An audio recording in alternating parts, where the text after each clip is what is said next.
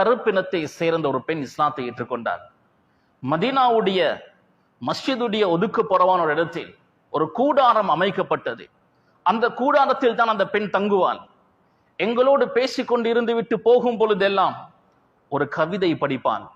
வயோமல் விஷாஹி மின் ஆஜிபி ரப்பனா அலா இன்னஹு மின் பல்தத்தில் குஃப்ரி அஞ்சானி. இந்த கவிதையை அடிக்கடி படிப்பான். ஒரு நாள் நான் கேட்டேன், இந்த கவிதையுடைய விளக்கம் என்ன? அந்த பெண் சொன்னால், ஆரம்ப காலத்தில் நான் அடிமையாக இருந்தேன். எனது எஜமான் என்னுடைய நன்னடத்தையை பார்த்து, நல்ல குணநலங்களை பார்த்து என்னை உரிமை விட்டார். நான் அவர்களை விட்டு வர முடியாமல், மனம் இல்லாமல் அவர்களோடையே நான் இருந்து விட்டேன். ஒரு நாள் அவர்களுடைய பிள்ளையை நான் சுமந்திருந்தேன், தூக்கி இருந்தேன்.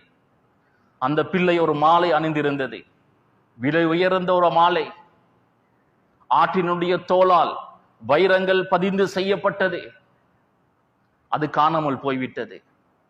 அங்குள்ளவர்கள் என்னை சந்தேகப்பட்டு என்னுடைய முழு ஆடைகளையும் கலட்டினார்கள். என்னை நிர்வாணப்படுத்தி கேவலப்படுத்தினார்கள்.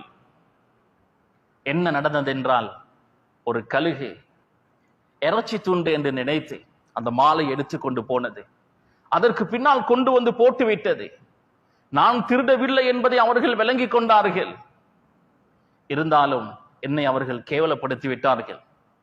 அதனால் நான் மனம் உடைந்து அங்கிருந்து வந்தேன். பெரும் ஒரு கஷ்டம் எனக்கு அந்த நேரத்தில் ஏற்பட்டது. அந்த கஷ்டத்தில் நான் பொறுமை செய்தேன்.